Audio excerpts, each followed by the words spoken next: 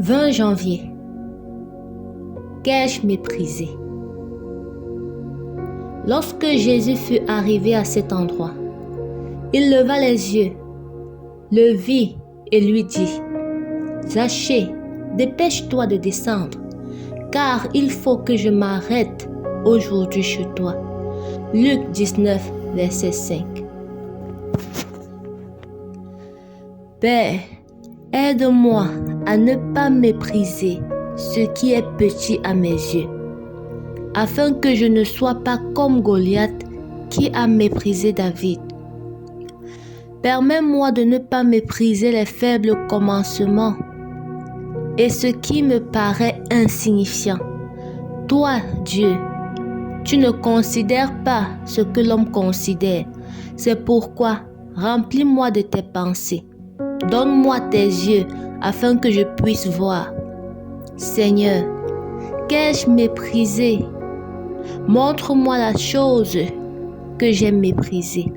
Ouvre mes yeux, s'il te plaît. J'ai peut-être méprisé ta parole ou certains passages de la Bible que tu m'as demandé de lire. J'ai peut-être méprisé une proposition de service bénévole ou d'une tâche à effectuer à l'église. J'ai peut-être méprisé un sujet sur lequel tu voulais que je médite ou quelque chose que tu m'as demandé de faire. J'ai peut-être méprisé quelqu'un comme Zachée. Ô Seigneur, pardonne ma folie. Je prends la décision d'écrire ce que j'ai méprisé pour que ma vie prenne un nouveau tournant. Je vais faire attention maintenant et veiller à ne plus mépriser cette personne ou cette chose. Les choses que j'ai méprisées et qui ont pourtant de l'importance. Ô Dieu, qui voit l'invisible, Dieu qui salue l'insignifiant, Dieu qui choisit le méprisé, Dieu qui élève l'humilié, Dieu qui croit en les faibles commencements. Je me tiens devant toi comme un homme découvert, dénudé, dévoilé, dans les jugements impitoyables, mes évaluations superficielles, mes mépris cachés. Je suis comme Samuel, cherchant un roi parmi les fils d'Isaïe. Mes yeux s'arrêtent sur Eliab. Certainement loin de l'Éternel est devant lui. Mais toi, tu dis, ne prends point garde à son apparence, je l'ai rejeté. Mes critères sont biaisés. Mes évaluations sont faussées. Mes préférences sont corrompues.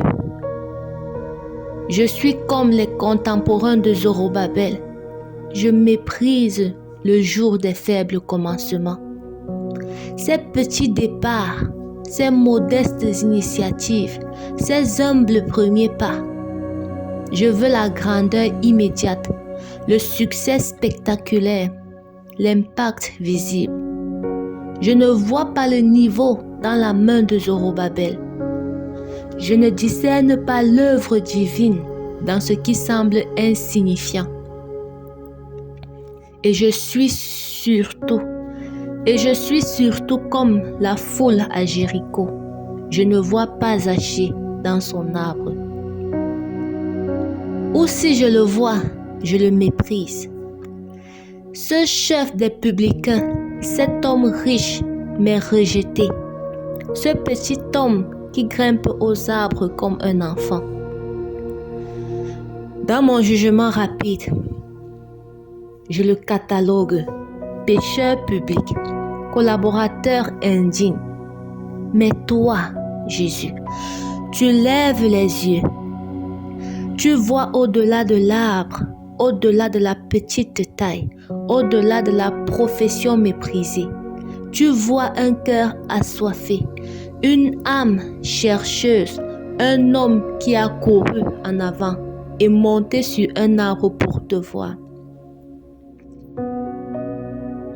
Et tu dis, Zachée, dépêche-toi de descendre, car il faut que je m'arrête aujourd'hui chez toi. Ô Seigneur, lève les yeux. On reprend ici. Ô Seigneur, lève mes yeux comme tu as levé les tiens. Apprends-moi à voir comme toi tu vois. Délivre-moi de la cécité, du mépris. Il est écrit dans Proverbe 14, 21. Celui qui méprise son prochain commet un péché, mais heureux celui qui a pitié des misérables. Esprit Saint, Esprit de vérité, Esprit qui sonde les profondeurs de Dieu, sonde maintenant les profondeurs de mon cœur. Illumine les recoins obscurs où se cachent les jugements méprisants. Expose à la lumière de Christ les évaluations orgueilleuses, les comparaisons condescendantes, les classements arrogants. Je suis comme le pharisien dans le temple qui prie ainsi en lui-même. Ô Dieu, je te rends grâce de ce que je ne suis pas comme le reste des hommes qui sont voleurs, injustes, adultères ou même comme ce publicain. Luc 18, 11. Mon mépris se déguise souvent en gratitude. Je remercie Dieu de ne pas être comme les autres, les moins spirituels, les moins matures, les moins dévoués, les moins intelligents, les moins performants. Je suis comme les frères de Joseph qui le méprisaient à cause de ses rêves, de sa tunique multicolore, de la préférence de leur père. Genèse 37. Je méprise ceux qui rêvent plus grand, qui reçoivent plus de faveurs, qui ont des visions que je ne comprends pas. Je suis comme les voisins de Nazareth qui disaient de Jésus, n'est-ce pas le fils du charpentier? D'où lui vient cette sagesse? N'est-ce pas le fils du charpentier? D'où lui vient cette sagesse et ces miracles?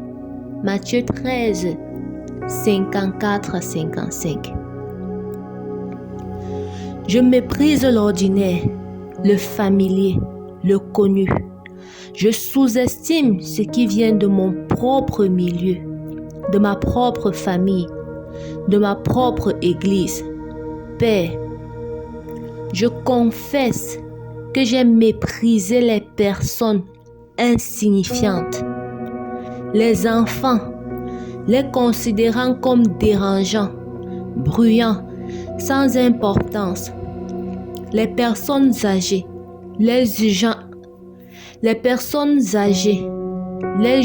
lentes, dépassées, inutiles, les pauvres, les évitant par inconfort, les jugeant par paresse, les malades, les fuyant par peur de la contagion ou de l'inconfort, les différents, ceux dont la culture, l'apparence, le langage me dérangent, les faibles, ceux qui ne peuvent se défendre, s'exprimer, se faire valoir,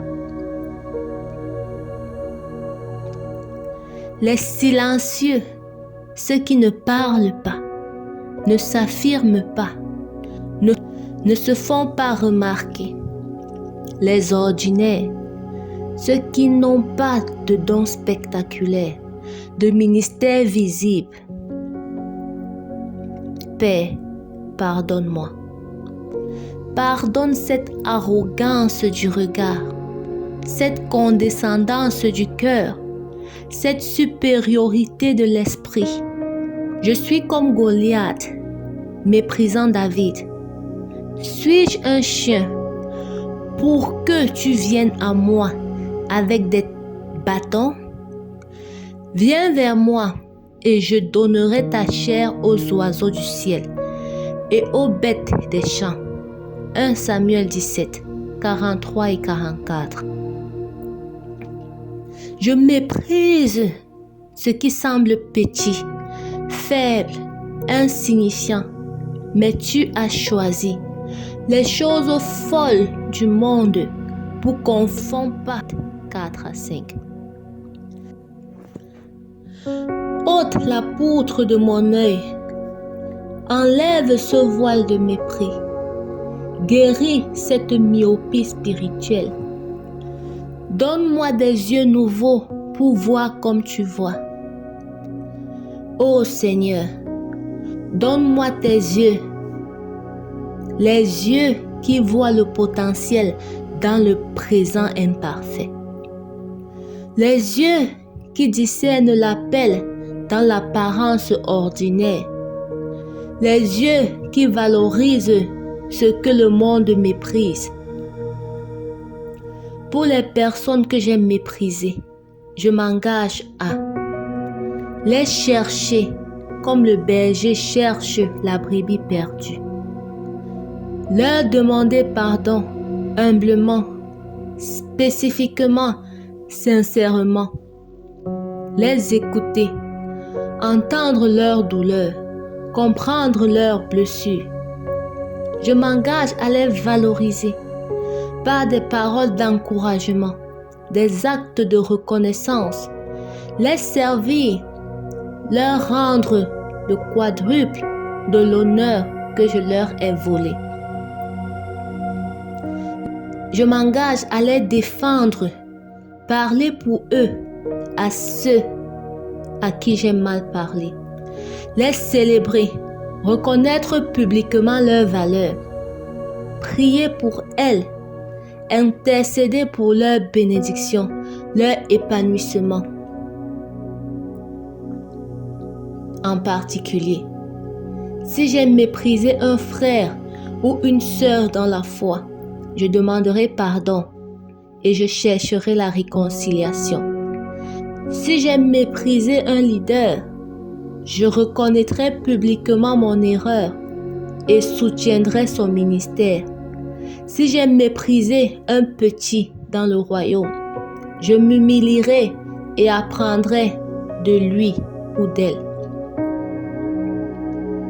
Si j'ai méprisé un non-croyant, je témoignerai de l'amour de Christ par mes actes.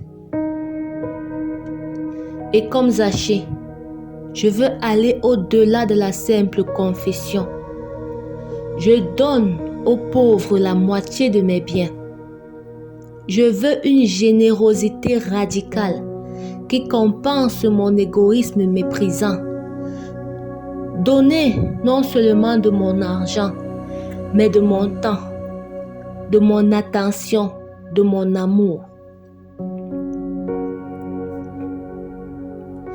Si j'ai fait du tort à quelqu'un, je lui rends le quadruple.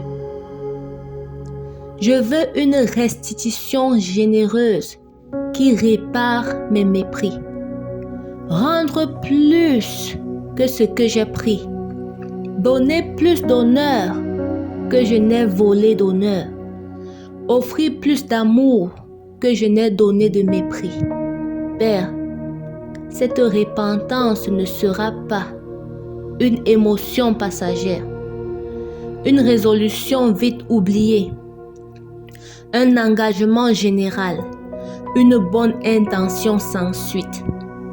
Je suis prêt à descendre de mon arbre d'orgueil comme Zachée, à quitter ma position de supériorité, à accueillir Christ dans la maison de mon humilité.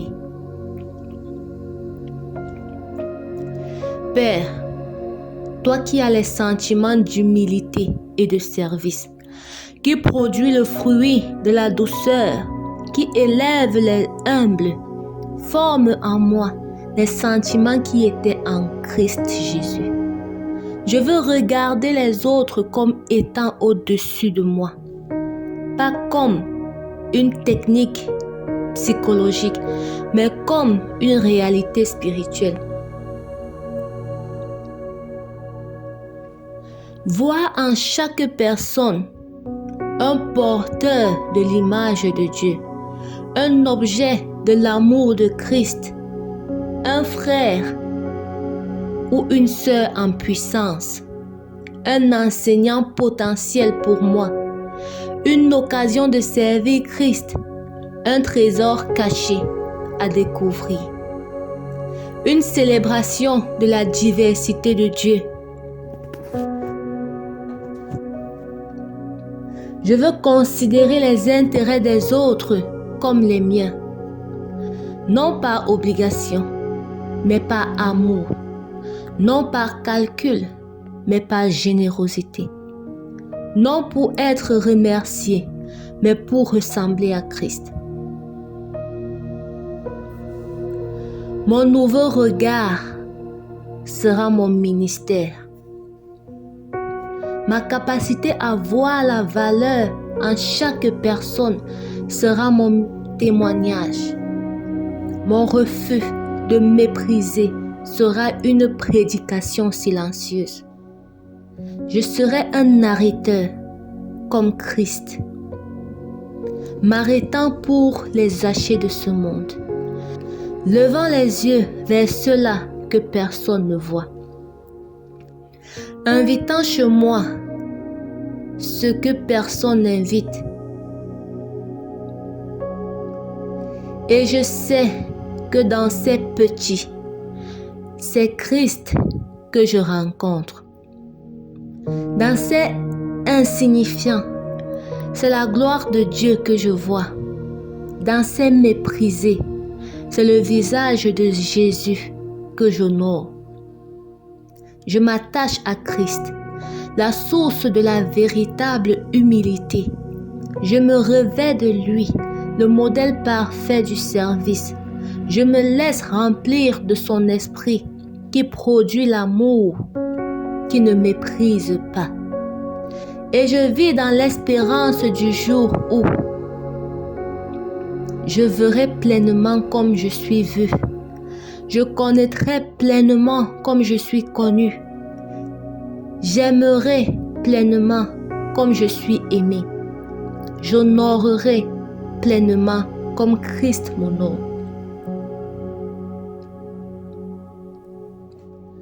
En attendant ce jour glorieux, je marche, je sais, j'aime, j'honore, refusant tout mépris, célébrant toute valeur, reconnaissant toute dignité en chaque personne, comme porteuse de l'image de Dieu. Au nom de Jésus-Christ, qui s'est anéanti lui-même, prenant une forme de serviteur, devenant semblable aux hommes et s'étant rendu observant jusqu'à la mort, même jusqu'à la mort de la croix. C'est pourquoi aussi Dieu l'a souverainement élevé et lui a donné le nom qui est au-dessus de tout nom, afin qu'au nom de Jésus, tout genou fléchisse dans les cieux, sur la terre et sous la terre, et que toute langue confesse que Jésus-Christ est Seigneur, à la gloire du Père. Amen. Alléluia. À Dieu soit la gloire.